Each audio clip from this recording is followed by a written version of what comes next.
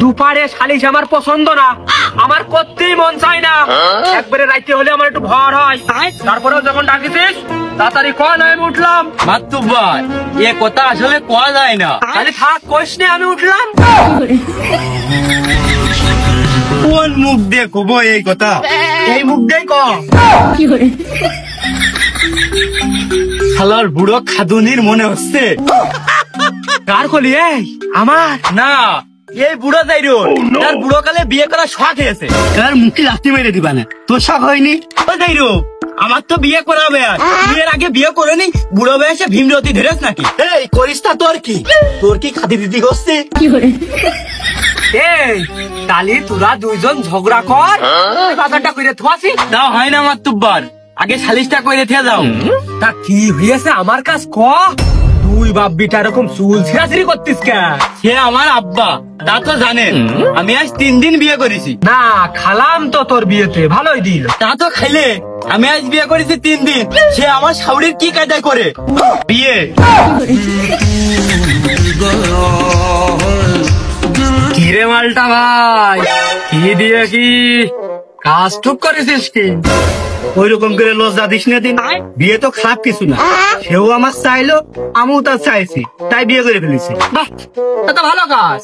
কেমনই তাই এ নিয়ে সালিশের কি আছে? তা আবার হয়, আমার আব্বা যদি আমার শাশুড়ির বিয়ে করে তাহলে আমার বউ তার মেয়ে হয়ে গেল না আমার আব্বার। আর এদিকে আমি তো তার ছেলে আগের থেকে আছি, তাহলে আমরা দুইজন ভাই বোন হয়ে গেলাম না? হে প্রভু, তাহলে তো সম্পর্কের মধ্যে ঘেবলা। এমনই একটু মানায় শোনাই নে না। কি করে বানাই নেবো? আমার বউ শ্বশুর বাড়ি আর আমার শ্বশুর বাড়ি এক জায়গায়। দুঃখী তাই আমার আব্বার শ্বশুর বাড়ি আর আমার শ্বশুর বাড়িও এক জায়গায়। এত কষ্ট মেনে নেওয়া যায় না। আমার যদি ছেলে পেলে হয় তাহলে আমার আব্বার দাদা কবে না নানা কবে, আর আমার আব্বার যদি ছেলে পেলে হয় তাহলে আমার মামা কবে না দুলো ভাই কবে।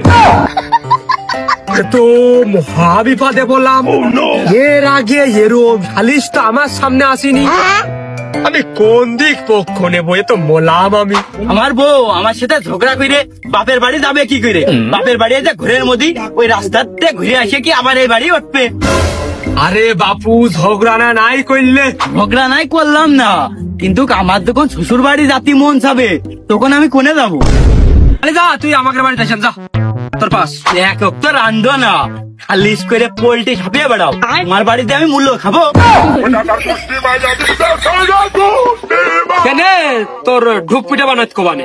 ধূপ পিঠে নাই শীতকালে বানাইলে, গরমকালে আমার কি হবে? পাকান পিঠে বানা মানে? আচ্ছা এই পর্ব গেল, তা আমার আব্বার আমি আব্বা কব না শ্বশুর কব? তো পাইয়ে দিলাম না। এ তো আমি কি কঠিন প্রশ্নের সম্মুখীন হলাম রে। তুই একবার একটু ডেডি কদিনি। আমি নাই রেডি করলাম, আমার বউ আমার আব্বা শ্বশুর কবে না আব্বা কবে? আর পাইয়ে দিলাম না। এটা কি রে? আচ্ছা হ্যাঙ্গলে হচ্ছে না মাত্রবার। আমি আমার শাশুড়ির মা কব না শাশুড়ি কব, কোনটা কব কয়ে দাও? তুই এক কাজ কর, ওই মাম্মি ডার্লিং কবি।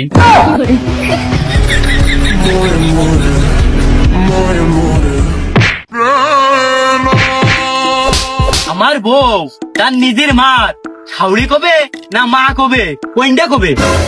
দুইজন মানিয়ে শুনিয়ে এক করে নে রে বাবা। আমারও তো সংসার ধর্ম আছে, আমার বাড়ি জাতি হবে। তুমি নাই বাড়ি গেলে, আমার তো বাড়ি গেলেই মনে হচ্ছে আমি শ্বশুর বাড়ি আছি না নিজের বাড়ি আছি, আমি তো বুঝতে পারতিস নে। বিশ্বাস কর মনি, আমিও বুঝতে পারতেছি নে। ও মালটা, তোমার সেটা সরিয়ে দেবো। তুমি একটা কাজের মতো কাজ করেছো। আরে আমি তো তখন টের পাইনি যে এইরকম হবে নে, গ্যার মূল্য তো জড়িয়ে গেছে। অমনি তুগার বাপ বিটার নেটা তো এই সালিশ করতে গেলি তুগার দাদার লাগবে। আবার তোরা বাপ করে দে। আর মালটা আমি কিডা